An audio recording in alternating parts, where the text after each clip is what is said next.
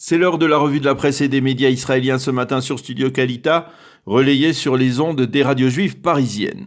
L'État d'Israël s'apprête à vivre ce soir une soirée du Seder historique, inédite et exceptionnelle. Et ce matin, les quotidiens israéliens reflètent, soit dans leurs manchettes, soit dans leurs pages intérieures, soit encore dans leurs éditoriaux, le caractère si particulier de cette soirée qui nous attend. Pour paraphraser la Haggadah de Pessah, le Israël Hayom titre « Non pas Avadim Haïnou, nous étions esclaves en Égypte, mais Mevudadim Haïnou, nous étions confinés ». En effet, pour la première fois probablement depuis la sortie d'Égypte, il y a plus de 3300 ans, la population juive d'Israël célébrera la fête de la liberté dans l'isolement le plus total. Isolé mais pas seul, affirme ce matin avec justesse le quotidien gratuit, qui par de multiples moyens, mais aussi par la pensée, souligne que les Israéliens seront unis dans la célébration de ce Seder, pas comme les autres. Le Yediot Aharonot, lui, sur une partie de sa première page, nous montre la une de son supplément de Pessah et son titre de circonstance. Ié Besséder, tout ira bien. Le titre d'espoir, ce titre d'espoir, il faut bien l'avouer, est ces derniers jours sur toutes les lèvres des Israéliens, alors que beaucoup d'entre eux vont passer la fête dans une situation économique difficile et même douloureuse. Cet espoir, cette Hatikva, qui est au cœur de l'hymne national israélien, reste malgré tout ce matin donc, comme je vous le disais, sur toutes les bouches, espoir et solidarité, parce que parmi les nombreuses photos qui décrivent ce matin la situation, il y en a plusieurs qui reflètent cette générosité des Israéliens, ce sentiment d'être garants les uns des autres, que l'on soit laïque, religieux ou ultra-orthodoxe. Les photos d'abord de ces soldats qui ne cessent depuis plusieurs jours d'apporter des colis alimentaires aux personnes âgées, isolées et recluses dans leur maison, souvent même dans des familles ultra-orthodoxes, et de l'émotion que ces rencontres provoquent. Des photos également des organisations de bienfaisance israéliennes qui, elles aussi, avec plus de difficultés que d'ordinaire, en raison d'une baisse des dons et des restrictions de circulation, ont elles aussi aidé les plus démunis. Et enfin, de nombreuses photos de ceux qui sont à la pointe du combat contre le virus, les équipes médicales dans tous les hôpitaux israéliens qui passeront la soirée du Seder loin de leur famille, mais aux côtés de leurs malades dans un geste de dévouement suprême, ou encore les milliers de policiers qui ce soir seront plus que jamais sur le qui-vive avec la ferme intention de faire respecter les directives du gouvernement. Bref, isolé mais pas seul pour cette soirée de Pessah 5780, mais l'une des photos probablement les plus poignantes ce matin pour beaucoup d'Israéliens et beaucoup de Juifs à travers le monde, elle est dans le Yediot Aharonot en page 3, c'est celle de l'esplanade du Kotel. D'ordinaire, en cette fête de Pessah, ce sont des dizaines, voire des centaines de milliers de fidèles qui viennent devant le mur occidental pour se réjouir, mais pour se souvenir de la splendeur du temple de Jérusalem. Mais cette année, l'esplanade sera déserte, avec un minimum d'une dizaine de fidèles pour les offices, et cette photo de l'esplanade du mur occidental déserte orne la une, en tout cas la page 3, du Yediot Aharonot de ce matin. Et pour revenir aux directives, les quotidiens et les sites d'information les rappellent en évidence ce matin. En effet, sur décision du gouvernement, depuis hier soir, il est interdit aux Israéliens de se déplacer de ville en ville, et aujourd'hui, à partir de 15h et jusqu'à demain matin 7h,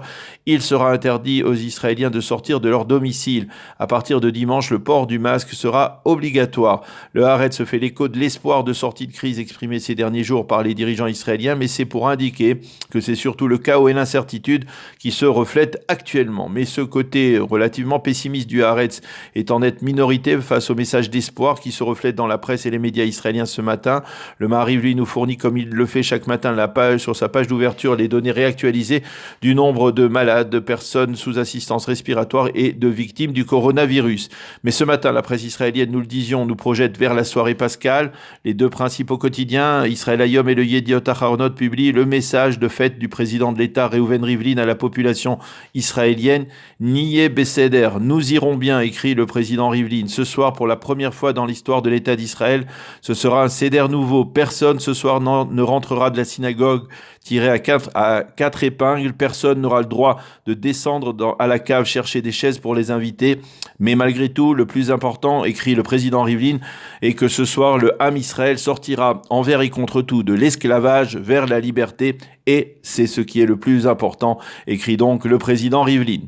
Qu'écrivent les éditorialistes en ce début de journée qui nous projette vers le Seder de Pessah? Shimon Schiffer, le vétéran des analystes politiques du Yediot, titre lui aussi « Isolé mais pas seul » et il cite le Rav Kook, le premier grand rabbin d'Israël des temps modernes, qui expliquait que la liberté n'est pas seulement le contraire de l'esclavage, c'est avant tout un principe moral qui signifie que l'on est capable de sortir des sentiers battus pour réfléchir, procéder à son introspection, mieux redéfinir notre relation à nous-mêmes et à nos proches. C'est la leçon que nous devons tirer de ce Seder de Pessah de ce soir, écrit-il ce matin. L'espoir dont je vous parlais ces dernières minutes, c'est celui exprimé par Hanor Dom, l'enfant terrible des éditorialistes du Yediot Aharonot, qui ce matin est très sérieux. Malgré tout, ce soir, je serai optimiste car j'ai le sentiment que nous allons vaincre le corona. Nos sages nous ont dit à Nissan, nous allons être délivrés, à Nissan, nous avons été délivrés et à Nissan, ce Nissan, nous allons être délivrés. La fête de Pessah sera le reflet de notre force, de notre détermination à vaincre dans cette confrontation et à nous libérer de ce virus. Fin de citation. Et Nav Nathan écrit toujours dans le Yediot, ce soir, nous aurons une pensée pour nos proches qui sont éloignés de nous, mais nous pourrons de manière impressionnante et profonde comprendre la force de notre tradition et de notre cellule familiale. L'an prochain, lorsque nous serons réunis pour la prochaine soirée du Seder, nous nous dirons « Vous vous souvenez du Pessah de l'année dernière ?» écrit donc ce matin Enav Nathan dans le Yediot Aharonot. Quant à l'écrivain Sami Michael, il écrit lui aussi plein d'espoir et reprend le titre d'une chanson qui est devenue ces derniers jours l'hymne national de l'État d'Israël. Od Neda Yamim Tovim Miele, nous connaîtrons des jours meilleurs. Manishtana, c'est l'intitulé de l'éditorial de Chagai Segal, le rédacteur en chef du Makor Rishon. Cette année, nous n'avons pas besoin de vaincre Pharaon, mais plutôt un ennemi coriace. Nous ne sommes plus esclaves, mais nous ne sommes pas encore libérés. Nous ne clamons pas, comme nos ancêtres, la douleur de notre esclavage, mais celle de notre chômage. Nous allons ce soir égrener les 10 plaies d'Égypte en pensant que nous aussi, nous en avons hérité d'une nouvelle.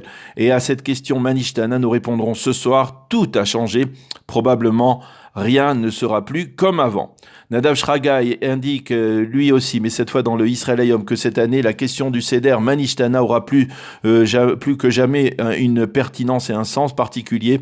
Ce soir, dans la Haggadah, nous allons relater comment le Tout-Puissant a balayé les règles du monde de l'époque pour permettre à son peuple, notre peuple, de recouvrer la liberté. Ce soir, nous allons raconter comment nos ancêtres se sont repliés dans leur maison pour éviter que l'épidémie qui allait ce soir-là dévaster les premiers-nés d'Égypte ne la touche.